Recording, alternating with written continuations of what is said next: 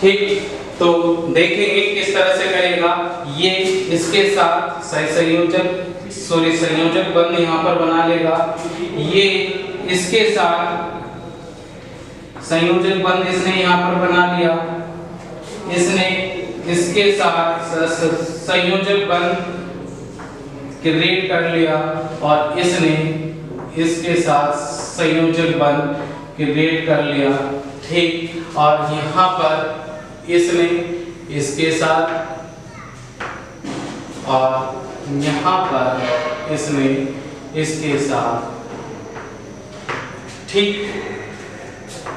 इस तरह से ये जो बंध हैं सब बंध क्या हो गए, क्रिएट हो गए हमारे, यानी कि इस तरह से ये क्या है, एक दूसरे से जुड़े हुए रहते हैं। अब जो बचे हुए हैं और जर्मेनियम परमाणु हमारे पास होता है तो यह उसके साथ क्या है, बंध बना लेते हैं। तो इसलिए ये जो रिप्रेजेंट कर रहे हैं हमारा कि कोई अगला जर्मेनियम परमाणु होगा उसके साथ क्या बना लेंगे, बंध यहाँ पर बना लेंगे।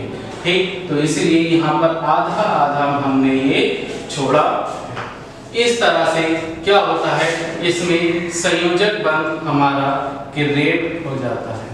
ठीक, ये क्या हो गए, जर्मेनियम परमाणु निज अर्धचालक। जर्मेनियम लिया, यहाँ पर आप सिलिकॉन भी ले सकते हैं, बस आपको क्या लिखना है, सिलिकॉन लिखना है। बाकी उसके विबाह्य कक्षा में इलेक्ट्रॉनों की संख्या कितनी होती है, 4 होती है, तो उसका डायग्राम भी कुछ इसी तरह से ड्रॉ होगा। ठीक, अब परम शून्य ताप की बात करें, निज अर्धचालक पे करते हैं हम परम शून्य ताप। ठीक, परम शून्य ताप पर हमारा क्या होता है, एक हमारा चालन बैंड होता है। इसकी बात कर रहे हैं परम शून्य ताप पर निज अर्धचालक की। एक हमारा क्या होता है, चालन बैंड होता है और दूसरा हमारा क्या होता है, संयोजी बैंड होता है। संयोजी बैंड होता है। अब इसमें क्या होता है, यहाँ पर हमारे इलेक्ट्रॉन उपस्थित होते हैं। ठीक, यहाँ पर क्या उपस्थित होते हैं, इलेक्ट्रॉन उपस्थित होते हैं और इलेक्ट्रॉनों को हम होल की तरह यानी कि इस तरह से प्रदर्शित कर देते हैं। चलो ठीक, ये इलेक्ट्रॉन उपस्थित हैं यहाँ पर हमारे। परम शून्य ताप पर क्या होता है, अर्धचालकों का एनर्जी गैप मैंने आपको बताया था, Eg क्या होता है, छोटा होता है 3 इलेक्ट्रॉन वोल्ट से। परम शून्य ताप पर क्या होता है, ये जो इलेक्ट्रॉन है इस एनर्जी गैप को पार नहीं कर पाते। ये जो एनर्जी गैप यहाँ पर शो हो रहा है, इस एनर्जी गैप को पार नहीं कर पाते और ये इस चालन बैंड में नहीं पहुंच पाते। तो इस कारण से यह परम शून्य ताप पर एक कुचालक की भांति व्यवहार करता है। परंतु अब हम यानी कि जब ये कुचालक की तरह व्यवहार करेगा तो यहाँ पर इसकी चालकता क्या हो जाती है, शून्य हो जाती है। तो यहाँ पर मेंशन कर देंगे हम कि परम शून्य ताप पर, परम शून्य ताप पर अर्धचालकों निज अर्धचालकों की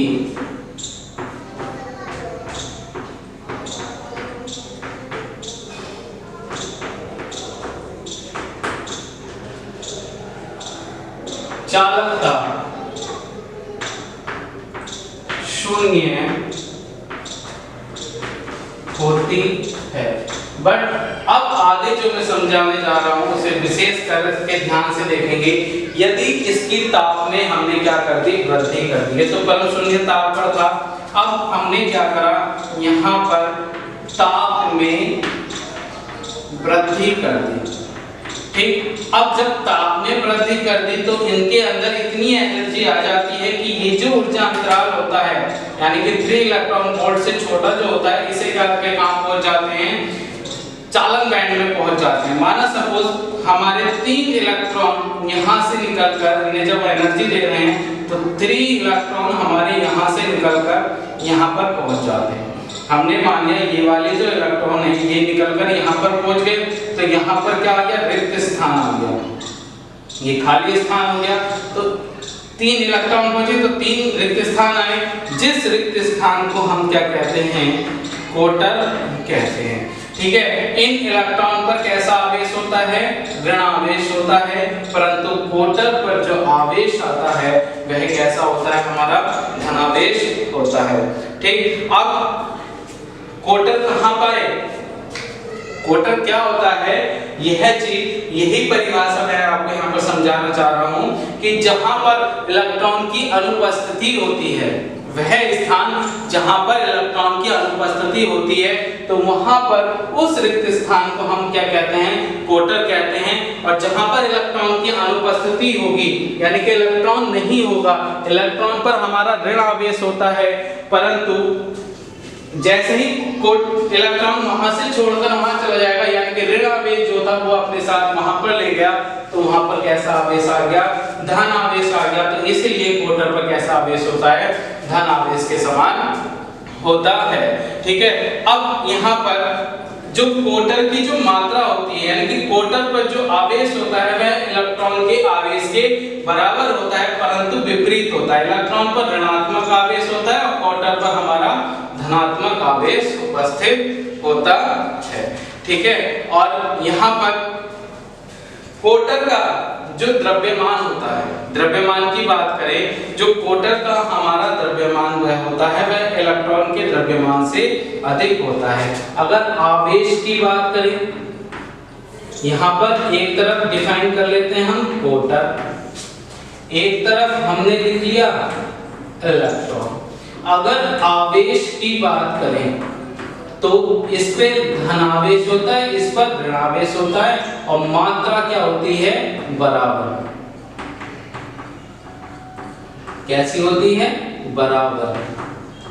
ठीक, अगर द्रव्यमान की बात करें तो द्रव्यमान इसमें क्या होता है, अधिक, और इसका क्या होता है, कम। किसकी, अगर इन दोनों की तुलना करें हम, कोटर का द्रव्यमान इसकी तुलना में अधिक होता है, जबकि इलेक्ट्रॉन का द्रव्यमान इसकी तुलना में कम होता है।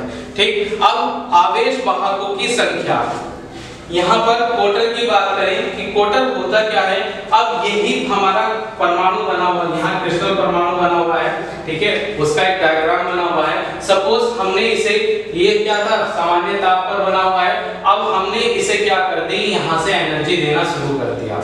ठीक, तो ये इलेक्ट्रॉन यहाँ से क्या हो जाएगा, हट जाएगा, यानी कि ये अपनी कक्षा छोड़ जाएगा, तो यहाँ पर क्या आ जाएगा, कोटर आ जाएगा। क्या आ जाएगा, ये आ गया हमारा कोटर, यानी कि इलेक्ट्रॉन हट गया यहाँ से, इस इलेक्ट्रॉन ने किसी और के साथ संयोजक बंध बना लिया, तो ये यहाँ पे इलेक्ट्रॉन की अनुपस्थिति हो गई, तो ये क्या आ गया, कोटर आ गया। अब इस स्थान को भरने के लिए इसके पास वाला इलेक्ट्रॉन उठ के कहाँ जाएगा, यहाँ पर आ जाएगा, यानी कि ये यहाँ पर आ गया, तो यहाँ पर अनुपस्थिति हो गई। क्लियर हो गया बात? ठीक है, इसी तरह से ये चलता रहता है पूरे उसमें। अब यहाँ पर सपोज यहाँ पर ये था, तो यहाँ से इलेक्ट्रॉन उठ के अब ये यहाँ आ गया, ठीक, तो यहाँ पर क्या आ गया, अनुपस्थिति होगी, तो ये कोटर बन गया। ठीक है, तो अनुपस्थिति जहाँ पर इलेक्ट्रॉन के, वहां पर क्या बनता चला गया, हमारा कोटर बनता चला गया, और वहां पर आवेश कैसा आता चला गया, धनावेश आता चला गया। यानी कि एक तरह से कोटर भी हमारा किस तरह का कार्य कर रहे हैं, आवेश वाहक का कार्य कर रहे हैं। तो इसमें कुल आवेश वाहक निकाले हम, क्या निकाले, कुल आवेश वाहक। कोटर को हम होल भी कहते हैं, ठीक है, क्या कहते हैं, होल भी कहते हैं। तो कुल आवेश वाहक की संख्या को हमने रिप्रेजेंट कर दिया n से, तो इसकी कुल आवेश वाहक यानी कि Ne प्लस NH, जहां पर Ne क्या है, इलेक्ट्रॉन वाहकों की संख्या, और NH क्या है, कोटर वाहकों की संख्या है। क्या है, इलेक्ट्रॉन, Ne इलेक्ट्रॉन वाहकों की संख्या, और NH क्या है, कोटर वाहकों की संख्या है। ठीक, अगर इनकी दिशा ज्ञात करें, इलेक्ट्रॉन और कोटर की दिशा ज्ञात करें, तो ये क्या होता है, प्लस, ये क्या होता है, माइनस। क्लियर है। अब इसमें वैद्युत धारा की दिशा की बात करें तो या वैद्युत क्षेत्र की दिशा की ज्ञात करें तो वैद्युत क्षेत्र की दिशा जो हमने पहले चैप्टर में पढ़ी थी वह प्लस से किधर की तरफ होती है, माइनस की तरफ होती है। तो इलेक्ट्रॉन की दिशा, इलेक्ट्रॉन पर कैसा आवेश होता है हमारा, माइनस का, और क्वार्टर पर कैसा आवेश होता है, प्लस का। तो ये